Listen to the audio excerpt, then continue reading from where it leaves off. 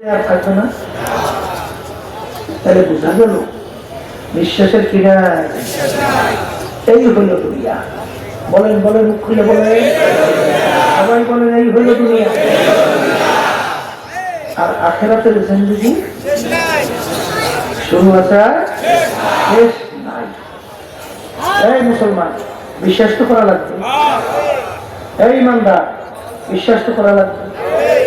কারণ আল্লাহ রাসূল সাল্লাল্লাহু আলাইহি ওয়াসাল্লাম আখিরাতের জিন্দেগি সম্পর্কে উদাহরণ দিয়ে বলছেন, তাম দুনিয়া যদি একটা গোডাউন তৈরি করো, জমিন থেকে আসমান, পশ্চিম থেকে পূর্ব, উত্তর থেকে দক্ষিণ, জমিন থেকে আসমানের তফাৎ দূরত্ব কত আসবে কেউ বাড়ি করতে পারছে? পারবে কোনোদিন? তবে একটু অনুমান করা যায়। কি করা যায়? আমরা দুনিয়া থেকে সূর্য দেখতেছি, বৈজ্ঞানিকরা বলছে 9,30,00,000 মাইল দূরে আছে। এত দূরে তারকা আছে, সৃষ্টির পরে আলো এসে জমিনে পৌঁছি। আলোর গতি প্রতি সেকেন্ডে 1,86,000 মাইল থেকে যায়। এই তারকা কত দূরে? তাহলে এই জায়গা থাকার কোন শেষ আছে? আল্লাহ রাসূল সাল্লাল্লাহু আলাইহি ওয়াসাল্লাম উদাহরণ দিয়ে বলেন, পুরো জায়গা যদি সরিষা দিয়ে ভরে রাখে, সরিষা চেনেন তো? আর একটা পাখিকে যদি বলা হয়, পাখি একটা সরিষার দানা খাবে, আবার 500 বছর পরে আর একটা সরিষার দানা খাবে, এরকম খেতে খেতে তামাম দুনিয়ায় ঘোরাও, একদিন না একদিন সরিষা শেষ হবে। কিন্তু আল্লাহ রাসূল সাল্লাল্লাহু আলাইহি ওয়াসাল্লাম বলে, আখিরাতের জিন্দেগি শুরু আর কোনোদিন শেষ না। ওই স্থায়ী জিন্দেগি, সম্বল সম্পদ কামাই করার জায়গা হলো দুনিয়াতে। বলেন কোথায়? বলেন দুনিয়াতে। আবার বলেন কোথায়? এরপর আবার বাজানদেরকে বলবো, পর্দারে মামুনরা যারা শুনতেছে, দুনিয়ার যে কোনো কাজে 5 বারও যদি কেউ ঠকে, আবার সেই কাজে চেষ্টা করে জিতবার আশা আছে না? কেস করে বারবার ঠকলে আপিলের সুযোগ আছে না? কিন্তু আখিরাতের মামলায় যদি খোঁজা না কাজটাই একবার কেউ ঠকে, দ্বিতীয়বার আসার সুযোগ আছে? জিতার সুযোগ আছে? আপিলের সুযোগ আছে? ওই আখিরাতের মামলার তকদিরের জায়গা কোথায়? বলেন দুনিয়াতে। আবার মুখ খুলে বলেন দুনিয়াতে। এটা ঠিক কিনা? এই আখিরাতের সম্বল কামাই করার জন্যই এই ইস্তেমার ব্যবস্থা আল্লাহর কুতুব প্রতিষ্ঠিত করে গেছে। এবং অনেক আল্লাহর বান্দারা এই ইস্তেমার দিন রাত যারা শ্রম, মেধা, অর্থ ব্যয় করিয়া ব্যবস্থাপনা করছে, তাদের ভিতরে অনেকেই আজকে দুনিয়াতে নাই। এখন যারা করতেছে, আমরা যারা আছি, এমন একদিন আসবে আল্লাহ কবুল করে ইস্তেমা থাকবে, কিন্তু আমরা থাকবো না। এই কথা ঠিক কিনা? তাহলে আখিরাতের সম্পদ কামাই করার জায়গা কোথায়? এখন কথা হলো, বাজানদেরকে বলবো, কোরআনে মামুন যারা শুনতেছে শোনেন। আমি কোরআনুল কারীমের শুরুর আয়াত তেলাওয়াত করার কারণ, দুনিয়ার ভিতরে যারা মানুষ তারা চিন্তা করবে, আর আবু জাহাল মার্কারা ওরা বুঝতেও বুঝবে না, দেখতেও দেখবে না, শুনতেও শুনবে না। আমি বলি আল্লাহ বলছে, কে বলছে? যে ওদেরকে আমি চক্ষু দান করছি, ওরা দেখেও দেখে না, কান দান করছি শোনার জন্য, শুনেও শুনে না, ওদের কলব অন্তর দান করছি বোঝার জন্য, বুঝাও বোঝে না। উলাইকা কাল আনআম, এই মানুষগুলোই হলো চতুষ্পায় জানোয়ারের মতো। আমি বলছি, আল্লাহ বলছে। এরপরে আল্লাহ বলতেছে, শুধু জানোয়ারের মতো না, ওই জানোয়ার চতুষ্পায় গরু ছাগলের চেয়েও খারাপ। এরপর অন্য আয়াতে আল্লাহ বলছেন, শারুল বারিয়া, এক শ্রেণীর আছে কুত্তা শিয়াল শুয়োরের চেয়েও খারাপ। আর আল্লাহ রাব্বুল আলামিন 18,000 কম বেশি মাখলুকাত সৃষ্টি করছে।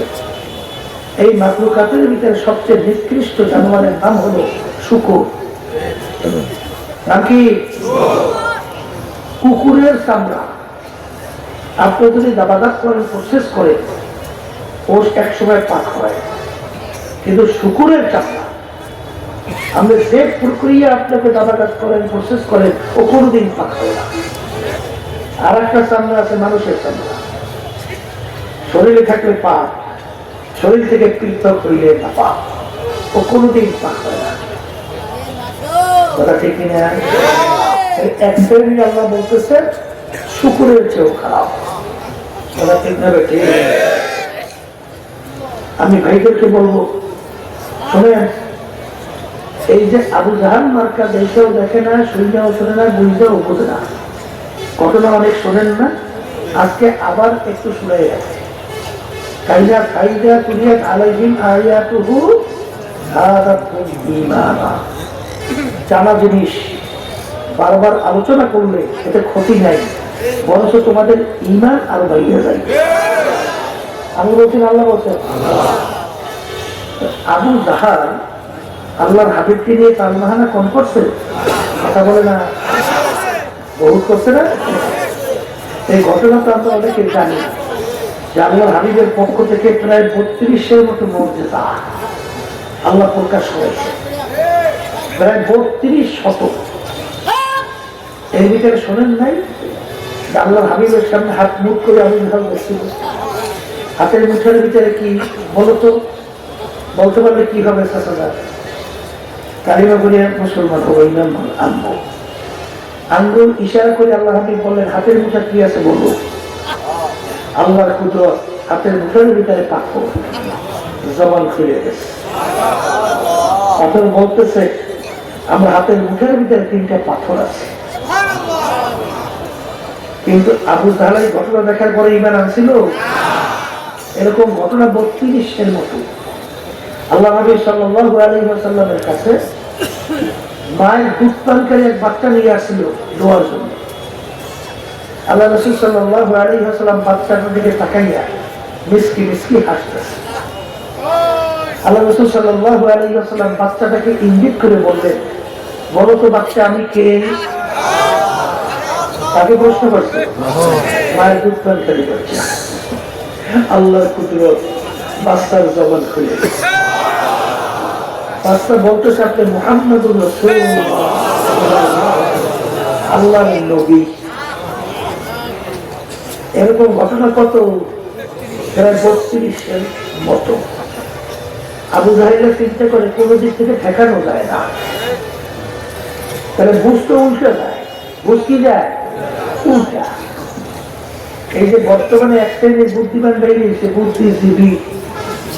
নামটা কি? বুদ্ধিজীবী। আমরা আগে জানতাম মানুষের বুদ্ধি থাকে মাথায়, কোনটা থাকে? এখন ওদের বুদ্ধি মাথায় নাই, ওই বুদ্ধি মাথা থেকে দাঁড়িয়ে আছে, কোথা দাঁড়িয়ে আছে? এই জন্য দেখবেন বিভিন্ন সময় এই যে আল্লাহ রাব্বুল আলামিনের পক্ষ থেকে গজব, এইটাকে ওরা মন্তব্য করে প্রাকৃতিক দুর্যোগ। প্রাকৃতিক দুর্যোগ বোঝে, ওরা বলতে চায় আপনি আপনি হয়েছে, এটা কেউ করে নাই, কেউ দেয় নাই, আপনি আপনি হয়েছে। এটার নাম রাখছে প্রাকৃতিক দুর্যোগ। ওদের বুঝতে কোন দিকে গেল? উল্টা।